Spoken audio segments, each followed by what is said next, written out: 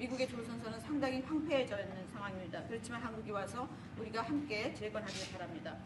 또 하나 우리가 의논해야 될 일은 군사장비 구매에 대한 것입니다. 미국은 세계 최고의 군사장비를 만듭니다. B2 버머 같은 것은 보셨겠지만 굉장히 성공적이었습니다. 이번에 최근에 그런 작전에서 이 B2 버머가 왕복 36시간을 비행을 했는데 전혀 아무런 문제 없이 임무를 마치고 성공적으로 다시 돌아온 것입니다. 거기에는 또 52개의 탱커도 들어갔습니다. 하지만 어쨌든 그 버머라든지 추격기 최고의 군사장비를 가지고 있습니다. 한국이 이러한 미국의 아주 뛰어난 군사장비를 많이 구매할 것을 기대하고 있습니다. 다시 한번 이재명 대통령을 백악관에 모시게 된 것을 매우 영광으로 생각합니다. 그리고 그 전에 아주 선거에 이긴 것을 다시 한번 축하드립니다. 감사합니다. 네, 대통령님 감사드립니다. 이렇게 시간을 내주셔서 우리 대한민국 국민을 대표해서 감사 말씀을 드리면서 우리 대통령께서 이 오벌 오피스를 새로 꾸미고 있다는데 정말로 밝고 황금색으로 빛나는 게 정말 보기 좋습니다. 품격이 아주 있어 보이고 미국의 새로운 번영을 상징하는 것 같습니다. Mr. President, let me begin by thanking you on behalf of the Korean people. I would like to thank you for giving your time for today's meeting. And I heard that you recently redecorated the Oval Office, and I would like to say that it looks very bright and beautiful, and it has the dignity of America, and it symbolizes the new future and prosperity of America. 미국을 다시 위대하게 만드는 것이 우리 대통령님의 꿈인데 미국이 다시 위대하게 변하고 있는 것 같고 그게 다우존스 지수에서도 그게 나타나는 것 같습니다. 제가 보니까 사상 최고치를 경신하고 있던데 오늘은 잠깐 조정되고 있지만 아주 훌륭하게 미국이 다시 위대해지고 있는 것 같습니다. I believe that making America great again is your goal, and I believe that that is what is currently taking place in America. And I think the most symbolic thing of that is the Dow Jones Index, which reached a record high recently, although it went down a bit, but it reached a record high. And so I think that America is becoming great again. 말씀하신 조선 분야뿐만이 아니라 제조업 분야에서 르네상스가 이루어지고 있고 그 과정에서 대한민국도 함께 하게 되길 기대합니다. So I believe that there is a renaissance taking place not only in the shipbuilding sector but also in the manufacturing industry, and I hope that Korea can be a part of that renaissance. 그리고 또 한 가지 제가 꼭 말씀드려야 될 것이 대통령님의 평화를 지키는 기간의 미국의 역할을 넘어서서 새롭게 평화를 만들어가는 피스메이커로서의 역할이 정말로 눈에 띄는 것 같습니다.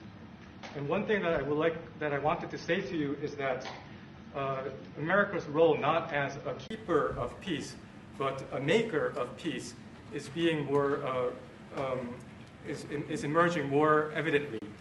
유럽, 아시아, 아프리카, 중동 뭐 여러 곳에서의 전쟁들이 이제는 트럼프 대통령님의 역할로 휴전하고 평화가 찾아오고 있습니다.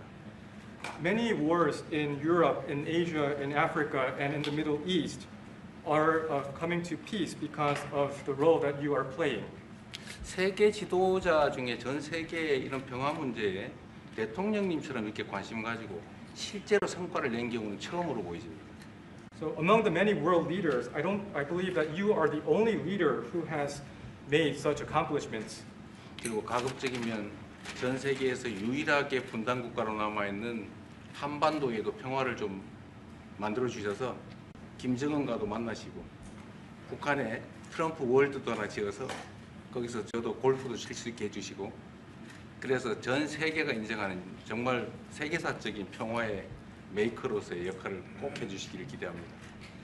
And I would like to mention that the only remaining divided nation in the world is the Korean Peninsula, and I would like to ask for your role in establishing peace on the Korean Peninsula. So I look forward to your meeting with Chairman Kim Jong-un and construction of a Trump Tower in North Korea and playing golf at that place. 아마 기다리고 있을 것 같습니다. 네, 기다리고 있을 것 같습니다. So I believe he will be waiting for you. 그리고 마지막으로 든든한 한미 동맹을 기반으로 대한민국이 성장 발전해 왔고 앞으로도 이 한미 동맹을 군사 분야뿐만이 아니라 경제 분야 또 다른 과학기술 분야까지 다 확장해서 미래형으로 발전시켰으면 좋겠습니다.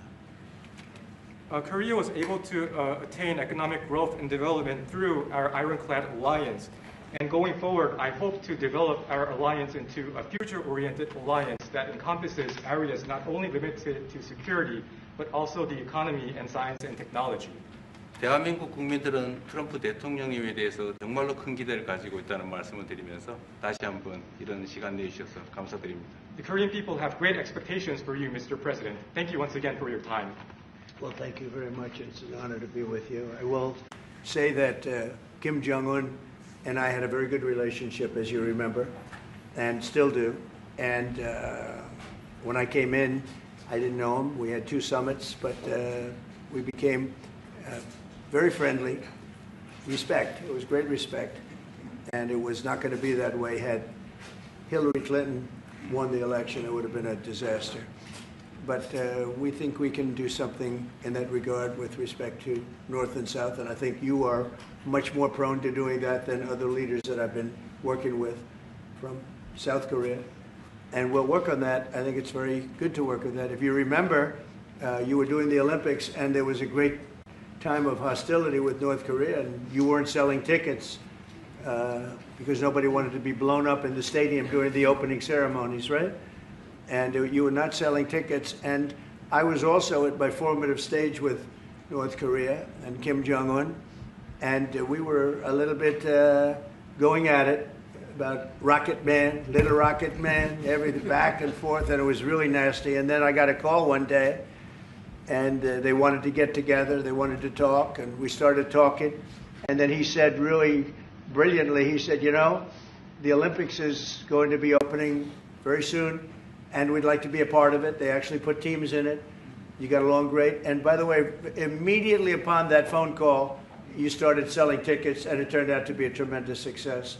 So it went from being empty stadiums because people were afraid to go, because it was a target potentially, to a great success. And I was very proud of that. You had one of the most successful Olympics, and now we have the Olympics coming to the U.S., so we're very happy about that. But that was a great honor to get involved and make the Olympics so successful. 네, 대단히 감사합니다. 다시 한번 모시게 돼서 영광이라고 말씀드리겠습니다. 제가 김정은 위원장과 굉장히 좋은 관계를 가지고 있습니다. 그리고 현재도 매우 좋은 관계가 있습니다. 내가 처음에 취임하고 난 다음에 2번의 정상회담을 김정은 위원장과 함께 했고 상당히 친해졌고 또 더 중요한 것은 둘 다 존경심을 서로에게 가지고 있다는 것입니다. 만일 힐러리 클린턴이 대통령으로 당선했다면 절대 그러한 상황까지 이르지 않았을 것입니다. 제가 보기에는 이재명 대통령께서 한국의 어느 지도자보다도 북한에 좀 더 문제를 해결하고자 하는 의지가 있는 그러한 대통령이라고 생각합니다. 그래서 어쩌면 우리가 함께 노력한다면 어느 정도 진전이 있을 수도 있겠습니다. 사실 그 한국에서 올림픽이 열렸을 때 북한 때문에 많은 사람들이 올림픽 표를 사지 않는 그런 현상이 생겨났었습니다. 그런데 김정은 위원장이 그때 사실은 김정은 위원장과 초기에는 제가 별로 사이가 좋았던 것은 아닙니다. 서로 로켓맨이라고 부르면서 주고받는 그러한 그 해프닝도 있었습니다. 그런데 어느 날 통화를 시작하게 되었고 통화를 하면서 그가 얘기를 했습니다. 한국에서 올림픽이 곧 열리는데 우리 북한도 참가하겠다. 그렇게 얘기를 했습니다. 그리고 그 통화 직후에 올림픽표가 많이 팔리기 시작했습니다. 그리고 한국의 올림픽은 올림픽 역사상 가장 성공적인 올림픽으로 지금 기록되고 있습니다. 또 우리 미국도 곧 올림픽을 주최할 예정입니다. 그래서 우리도 미국에서 성공적인 그런 올림픽을 주최할 계획을 가지고 있습니다. 김정은 위원장 말씀을 하셔서 그런데 사실 대통령님 덕분에 이 북한하고 이 한반도 관계가 매우 안정적이었습니다. 그런데 사실 그 이후 대통령께서 미국 정치에서 잠깐 물러서 있는 그 사이에 사실은 북한의 미사일도 많이 개발됐고 핵폭탄도 많이 늘어났고 진척된 것도 없이 한반도 상황은 정말로 많이 나빠졌죠. Mr. President, you mentioned about Chairman Kim, and thanks to your efforts when you were in office during your first term, the situation on the Korean Peninsula was stable. But during the hiatus where you were out of office, North Korea developed further its nuclear and missile capabilities, and that led to a deterioration on the situation of the Korean Peninsula. And they wouldn't have done that they would not have done that if I were president. It 내가 was not going to 만약에 happen. 대통령이 당선되었다면 그런 일이 일어나지 않았을 것입니다. 전적으로 공감합니다. I completely agree with you. 그래서 지금 얼마 전에 김여정이 미국과 저를 비난하는 발언을 할 때도 대통령과 김정은 위원장의 특별한 관계에 대해서는 의심하지 않는다 이런 표현을 했습니다. 기다리고 있다는 뜻으로 보여졌습니다. So when Kim Yo-jong, the deputy director of the Workers' Party of Korea, issued a statement denouncing South Korea, she mentioned about the good relation, the not bad relationship between you and Chairman Kim Jong-un, and I believe that this is a sign that North Korea is waiting. 한반도의 평화의 새 길을 꼭 열어주시기 바랍니다. So I hope that you will usher in a new era of peace on the Korean Peninsula. I will do that, and we'll have talks. He'd like to meet with me. He didn't want to meet with Biden because he had no respect for Biden, but we look forward to meeting with him, and we'll make relations better. You'll help that. You had a lot of leaders. I've gone through a lot of leaders in South Korea. You know, it's been quick. You'll be there for a long time.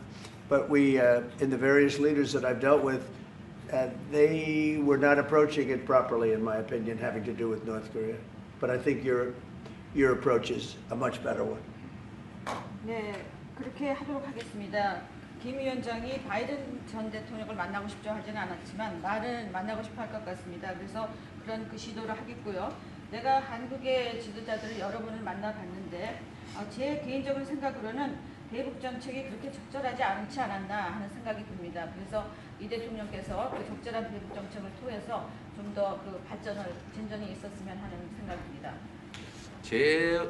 저의 관여로 남북 관계가 잘 개선되기 쉽지 않은 상태인데 실제로 이 문제를 풀 수 있는 유일한 인물이 트럼프 대통령이십니다.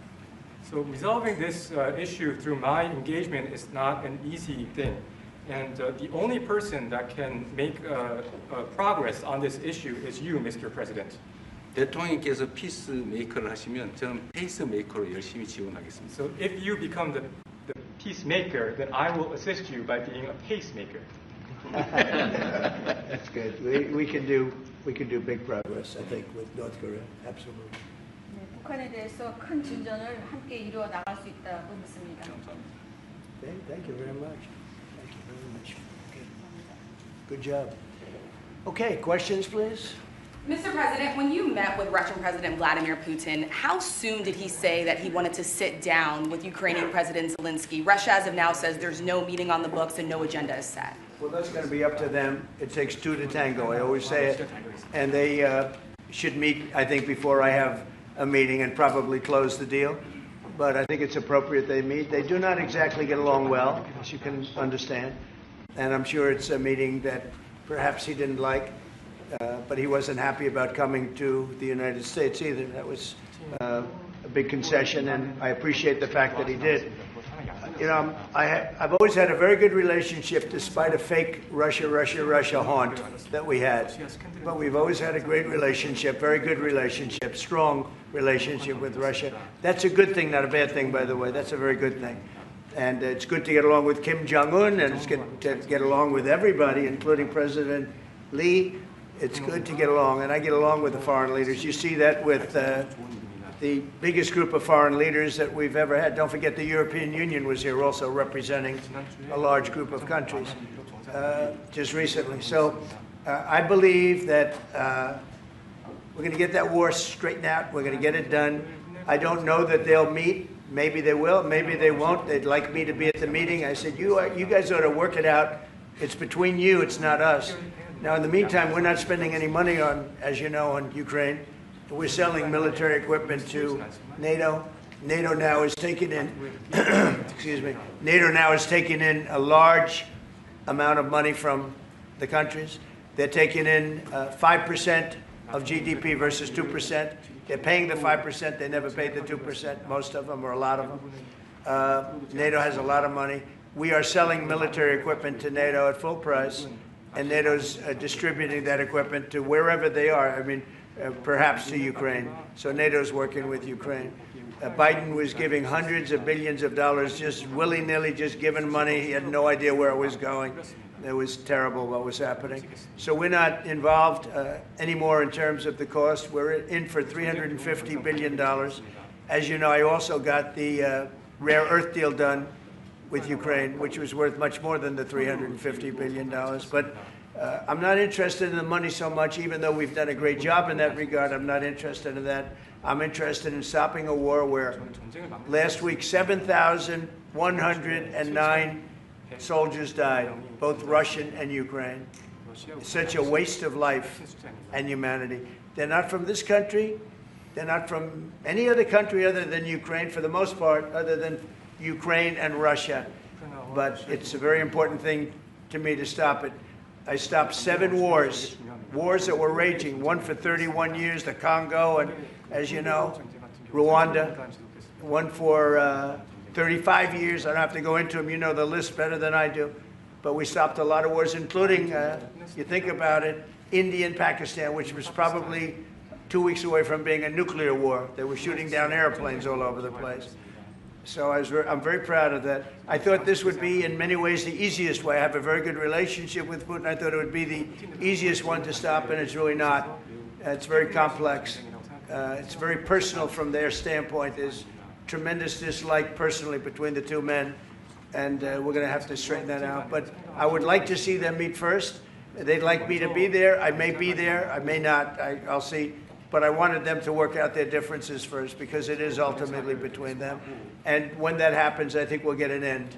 Maybe they meet, maybe they don't. How long are you willing to let this play out? And if they don't meet, will there be consequences, and how soon for Russia? Yeah, there could be very big consequences, but we'll see what happens. There might be very big consequences, because this is something that has to end. This war would have never taken place, and for 4 years it didn't take place. But if I were president, this war would have never taken place. There has not been a war like this since the Second World War. This is the biggest thing that's happened in terms of warfare, wars.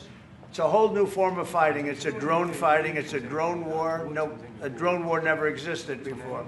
And we're actually studying it from the standpoint of Pete Hegseth and everybody. We're studying it and studying it very carefully. This is a whole new form of war, but it's a violent war. And there has been nothing like this since the Second World War.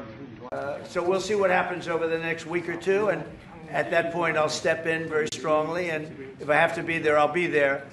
And we'll either have a deal or we won't. But a lot of people are dying, and I want to get us... Mr. President, Kim Jong-un wants to meet. When do you want to meet with him? With who? You said the North Korean leader wants to meet. How soon would you? You know, we want to have a meeting. I like to have a meeting. I get along great with him. You know, you were there. We even had a press conference. He had his first press conference. Kim Jong-un had a press conference. This was a little different press conference. I said, have you done a press conference before? No. And you know what? He did great. It was a great press conference, actually. It was historic. I doubt he's done one since.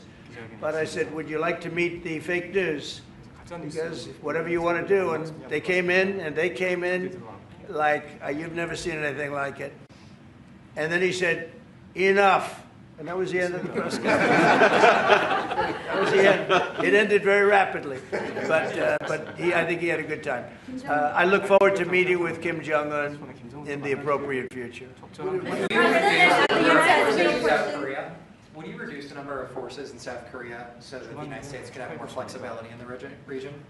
Say it. Would you consider reducing the number of U.S. forces in South Korea so that the United States can have more flexibility? Well, I don't want to say that now, because we've been friends and we're friends. And look, we have a lot of people over there. We have over 40,000 troops in South Korea. As you know, South Korea agreed to pay for that during my last term. And then when Biden came in, they complained to Biden that I wasn't a nice person.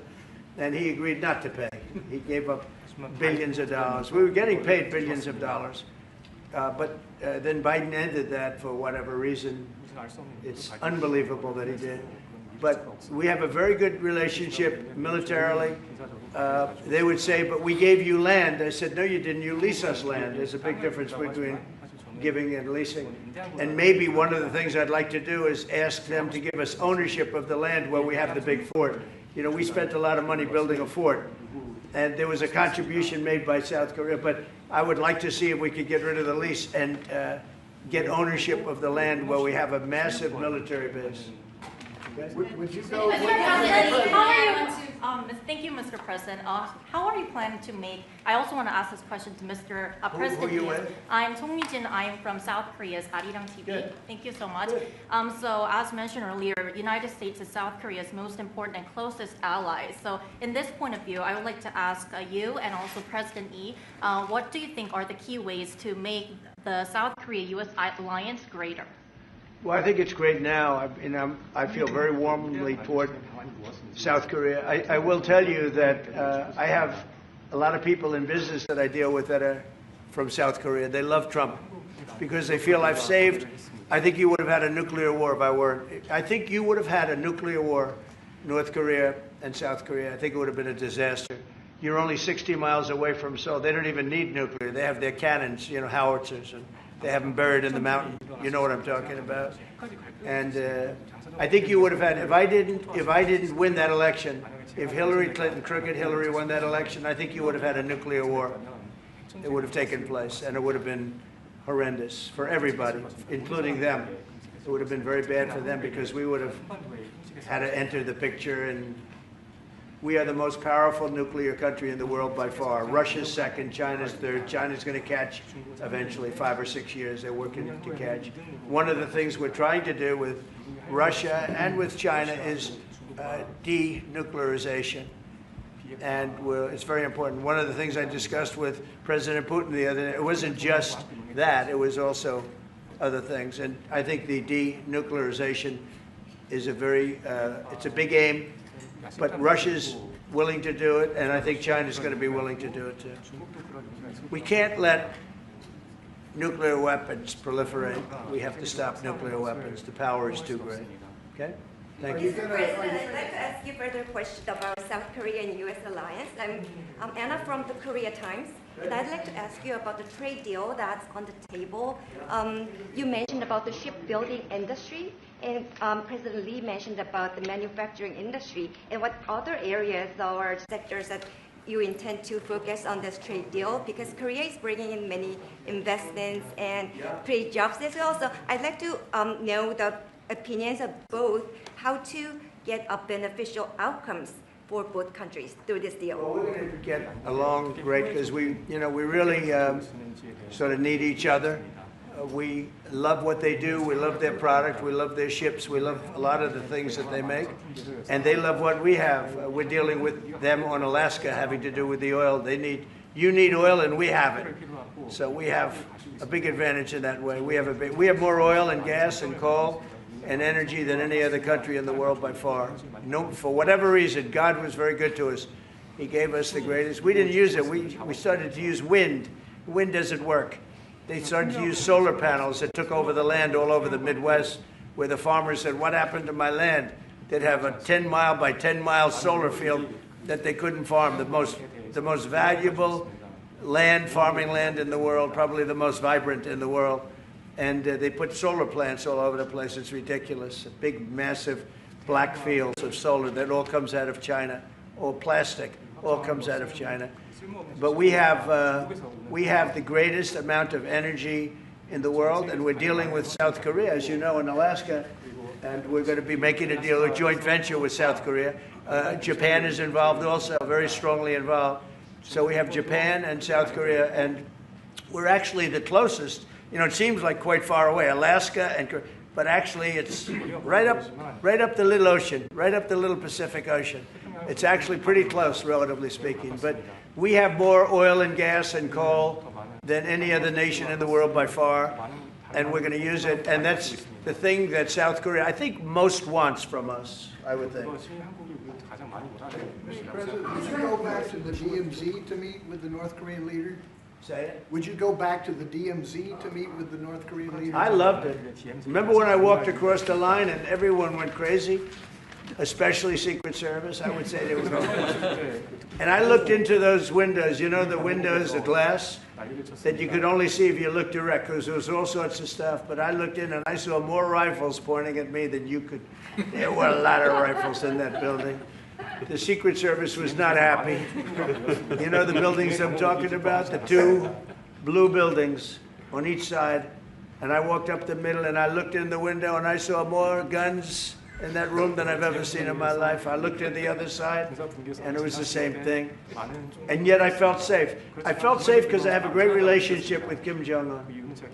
I hope it stays that way. I think it will. I have a very good relationship. I understand him. I spent a lot of free time with him talking about things that we probably aren't supposed to talk about. And, you know, I get along with him really well. I think he has a country of great potential, tremendous potential. Is it possible you meet him this year or maybe next year? Well, I'm meeting a lot of people. I mean, it's hard to say that, but I'd like to meet him this year. President Xi would like me to come to China. It's a very important relationship. As you know, we're taking a lot of money in from China because of the tariffs and the different things. And it's a very important relationship. We're going to get along good with China. I hear so many stories about we're not going to allow their students. We're going to allow their students to come in. We're going to allow, it's very important, 600,000 students. It's very important. But we're going to get along with China. But it's a different relationship that we have now with China. It's a much better relationship economically than it was before. With Biden, boy, what he allowed that, I mean, they just took him to the cleaners. You know the expression? They took him to the cleaners. I'm sure they have an equal expression in South Korea, but they took that guy out for a ride like nobody's ever been ridden before. Terrible. But we have a very strong relationship, Howard, I would say, economically with China now, getting much better. They have to give us magnets. If they don't give us magnets, then we have to charge them 200% tariff or something, you know. But we're not going to have a problem, I don't think, with that. I think that's perhaps behind us. You know, China intelligently went and they sort of took a monopoly of the world's magnets. And nobody needed magnets until they convinced everybody 20 years ago, let's all do magnets. There were many other ways that the world could have gone. But so it'll take us probably a year to have them. We're heavy into the world of magnets now, only from a national security standpoint. But we have a powerful thing. It's airplane parts. They have many Boeing jets. You know, they had 200 jets that didn't fly. And I've sent them all, based on his word, I sent them all of the parts so their planes can fly. I could have held them back. I didn't do that because of the relationship I have.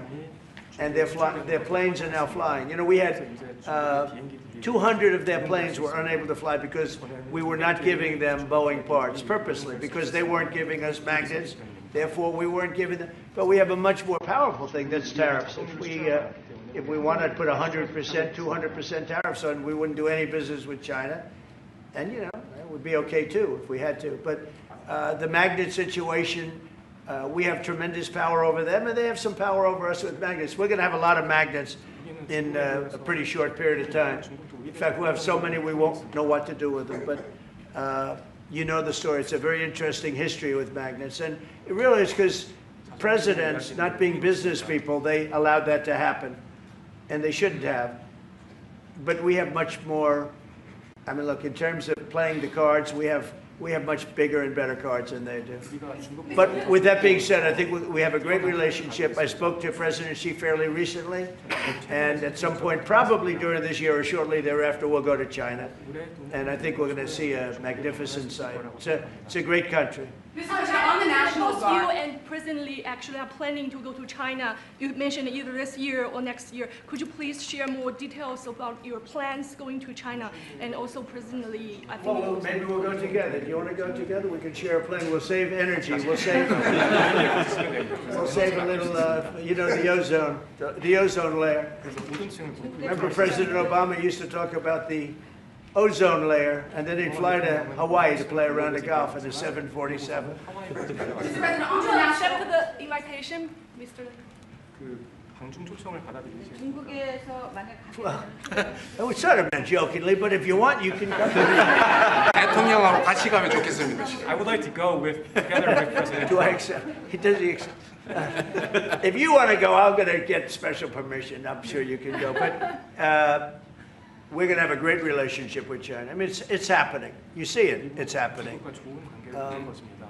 They have some cards. We have incredible cards, but I don't want to play those cards. That would If I played those cards, that would destroy China. I'm not going to play those cards. Mr. President, on the National Guard, you've talked a lot about Democratic-run cities and states. Would you also consider sending the National Guard into red states and red cities that are also seeing high crime? Sure, but there aren't that many of them.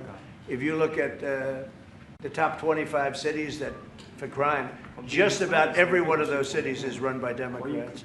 And you know, one of the bad things they did, cashless bail, if you look back on time, when they allowed a murderer out that afternoon, you know, he'd kill somebody and then a couple of hours later he's walking the streets again, oftentimes killing again rapidly.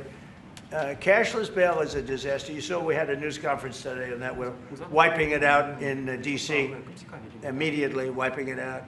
It started in New York, I must tell you, and it's been a horrible thing for crime, especially violent crime. So we're going to end cashless bail, yes. Thank you. When will you deploy to Chicago, and how long are you keeping troops here in Washington, D.C.? Discussion. I really want to be appreciated. You know, when we go into a city and wipe out the crime, so D.C., it sounds so horrible. I'm embarrassed to say it in front of you because they don't have anything like this. Washington, D.C., sir, has not had a murder in 11 days. Now, he's saying that's a horrible thing to hear because they don't have murders for ever. But Washington, D.C., if you go back and check, it's been many years since we went a week without having a murder. Now we haven't had, and I would say that Washington, D.C. right now is much safer than Seoul. You know why? Because we have a friendly neighbor. We have more friendly neighbors. You have a different kind of problem. We all have different problems. But Washington, D.C. is a very safe city right now. People are going out to dinner. Restaurants are opening. Restaurants that were going to close are now going to stay open. Friends of mine are going out to dinner all the time. They didn't go out to dinner for 4 years. It went rampant during the Biden years. Just rampant. That's why Susie is very close to the mayor and has a lot of respect for her, but I view it maybe a little differently because the mayor would say that it's gotten better. For 30 years it's gotten better. No, it's gotten worse. And the worst day of all was when we just got to office for the second time, and it's in very bad shape. So the mayor shouldn't be saying that violent crime has been getting better. It's been getting much worse. And the day I took office, it was the worst. And we did some minor things, made it a little bit better, but then we said, look, we got to stop it because too many people are getting killed. And we have not had a murder in 11 days. It sounds crazy. I hate to say this in front of this gentleman who I respect, because they don't have murders for years. But we have not had a murder in 11 days. And that's going to go on for a long time. And there will be, I guess, it'll happen a little bit. But we have a very safe city. This is one of the safer cities right now in the country. And in a short period of time, it'll be like the border. Nobody came in through our border for the last 90 days, 3 months. We had 0 illegal aliens from the Congo, from South America, from all over the world, from prisons coming in, pouring into our country. Nobody, not one person. And this is done by a liberal group, a liberal think tank. They do the work. Not one person has come into our country. Think of that. It's been amazing. And I didn't have to go back to Congress and ask. Biden could have done this by himself. I did. I said, close the borders. We had the great Tom Homan. We had Christie, as you know, Christie Noem, who did a fantastic job. She's doing a fantastic job.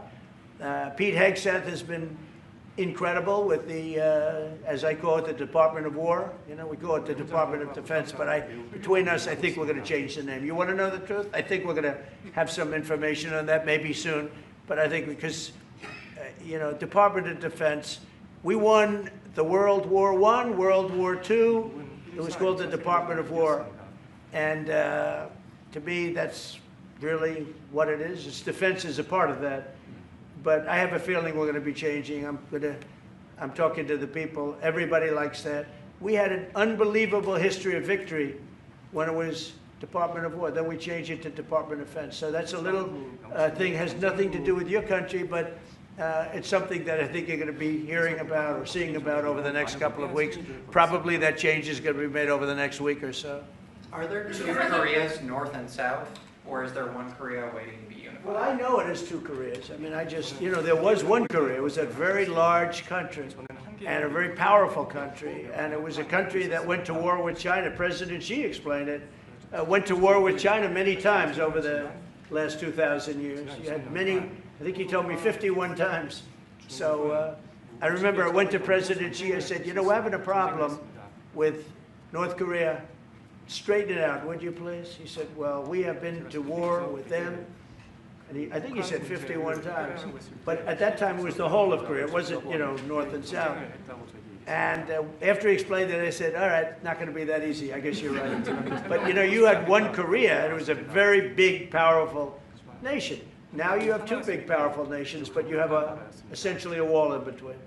Can you elaborate comments, the post and comments you made on South Korea early this morning, like raids on churches, going into U.S. military base, purge, revolution.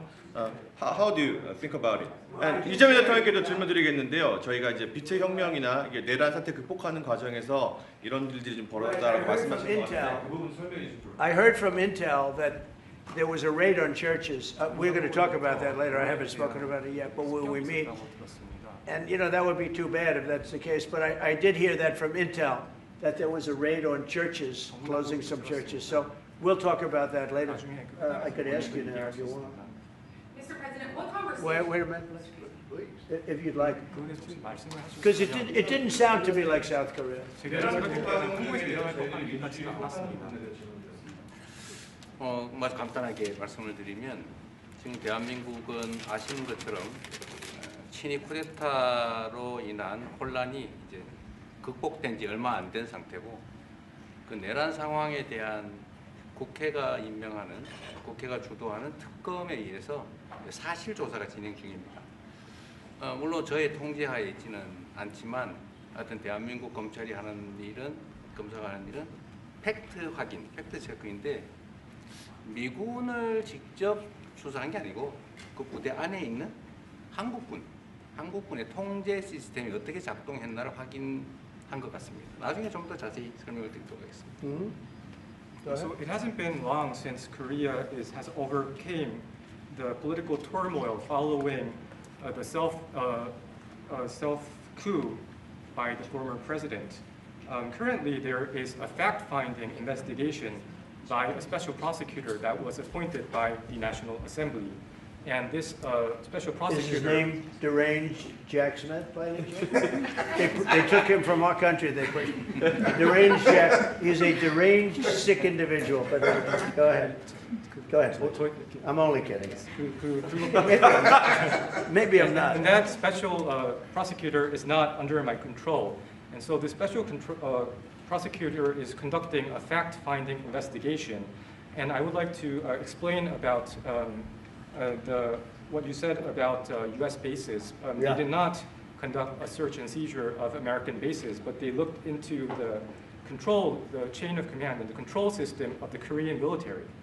Right. And I would be happy to That's okay. explain about this more in detail I'm sure it's, during our lunch meeting. I am sure it's a misunderstanding, but you know, there is a rumor going around about churches, raiding churches, so we'll talk. I'm sure that's going to be worked out fine. Yeah, please go ahead. Mr. President, what conversations have you had with Israeli Prime Minister Benjamin Netanyahu about what is going on in Gaza? There was a UN-backed report that said there was a famine in Gaza. Based on what you know and what you've been briefed on, do you agree with that? So I mean, I deal with Bibi Netanyahu quite a bit, and we had great success, obviously, in Iran. We knocked out their nuclear threat. That would have been a horror show, having them have a nuclear weapon. They would have used it too. We did very well there. Right now, they're talking about Gaza City. There's always talking about something. At some point, it's going to get settled. And I'm saying you better get it settled soon. You have to get it settled soon. And that means, you know, nobody can forget October 7th. People forget October 7th. That was one of the most brutal. I've seen some terrible things, some brutal things. That was about as bad as it gets. And nobody can forget that. With that being said, it's got to get over with. It's got to get over with because between the hunger and all of the other problems, worse than hunger, death, pure death, people being killed. And, you know, I'm the one that brought back the hostages, and I did it with that gentleman right there, Steve Witkoff, and with Marco. All of us, the whole team, we worked together. Even the trade people worked on it with us. And we brought back a lot of the hostages. Now we're left with, would you say 20, Steve, or would you say it's less than 20? I hope it's 20. He hopes it's 20 because some could be dead. That's what he means, I assume. So we have 20, but there's rumors that some could be dead. It's a terrible situation over there, terrible, terrible situation. But it's coming to a head, it's coming to an end. We are sending, we sent $60 million of food over there just recently.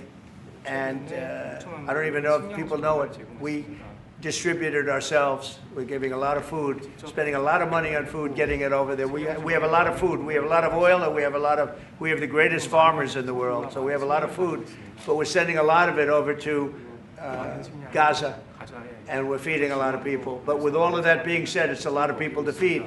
And I think that we will have, I think within the next 2 to 3 weeks, you're going to have pretty good conclusive ending. And it's a hard thing to say because they've been fighting for thousands of years. If you want to know, that's been a hotbed forever. But I think we're doing a very good job. But it does have to end. But people can't forget October 7th either.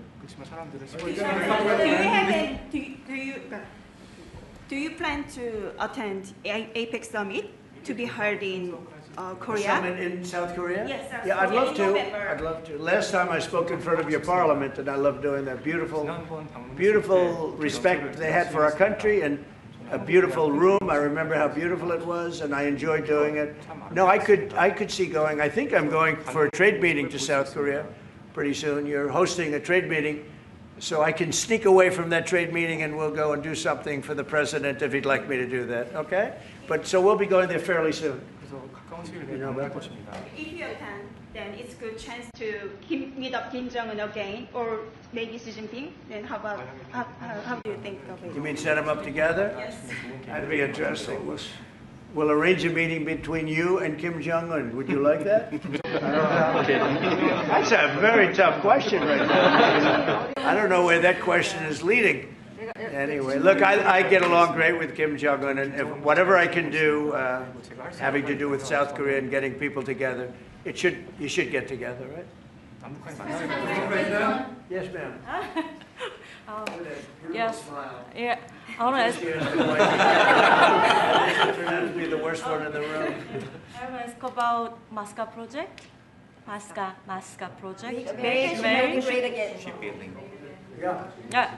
Oh yeah, sure. Yeah. We're going to do that. Yeah. I think we're going to do that very strongly. We're going to have a big, within a period of, it takes a while. That's a hard one to start. Some companies you can start easily. Shipbuilding's a tough one to start, but we'll be doing that. Now, with that being said, we make the best submarines anywhere in the world. We make submarines. We're 25 years ahead of anybody else in submarines. So we do that. We do that. But we really gave up the shipbuilding industry foolishly many years ago, but we're gonna start it up again. We're gonna be making our own ships again soon. Okay, how about one or two more? Have you been briefed on the search of John Bolton's home and office from Friday? Have you been briefed on that? I have not been briefed. No, I read it just like you did. I was never a fan of his. I thought he was stupid. I thought he was, a guy that only wanted to go into war. He liked killing people. I thought he was essentially a bad guy, but I'm not involved in that. No, you'd have to ask Pam Bondi about that. Are more raids coming, sir? Are more raids like that coming, sir? Are more raids like the one on John Bolton's house coming? More raids? I don't know. You'd have to ask the Department of Justice. They raided my house, I can tell you that. They did a big raid on my house. They took away everything that wasn't pinned down, and they took away some of that too. No, they raided Mar-a-Lago. They started that. These were bad people that we had in our government before. They raided Mar-a-Lago. They went into my wife's area. They went into my son's area, my young son. And what they did was a disgrace. But how did it work out? Oh, I see. We're in the overall. Oh, I guess it didn't work out too well for them, did it? They are bad people. They're sick. They're sick people. And they came in with their guns into Mar-a-Lago, like 98 people. I wasn't there. Fortunately, I wasn't there. But they are very evil, very sick people, that group. And if they would have won the election, this country wouldn't exist as we know it.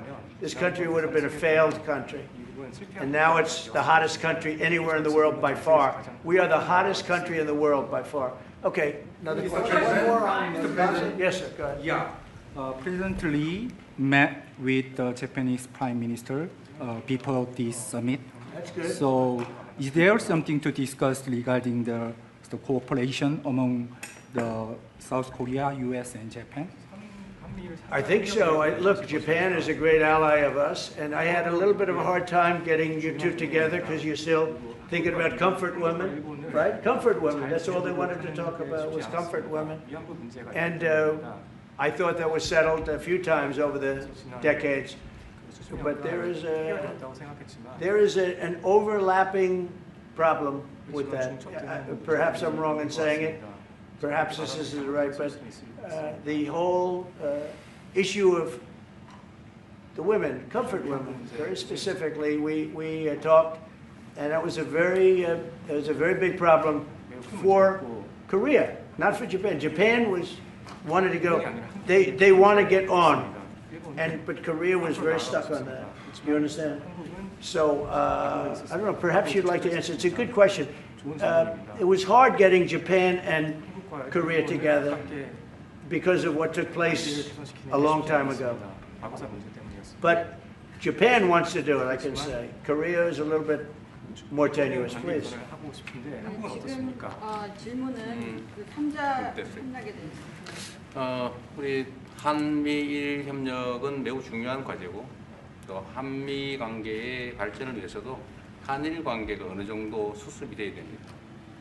Trilateral cooperation among Korea, the U.S., and Japan is very important, and better Korea-Japan relations is also important for the Korea-U.S. relationship as well. 그래서 대통령께서 한미일 협력을 매우 중시하고 계시기 때문에 제가 대통령을 뵙기 전에 미리 일본과 만나서 대통령께서 걱정하실 문제를 다 미리 정리했다 이렇게 생각해 주시면 좋겠습니다. Because I know that President Trump, that you put emphasis on trilateral cooperation, right. I made a visit to Japan before coming to the U.S. to settle the difficult issues that we have.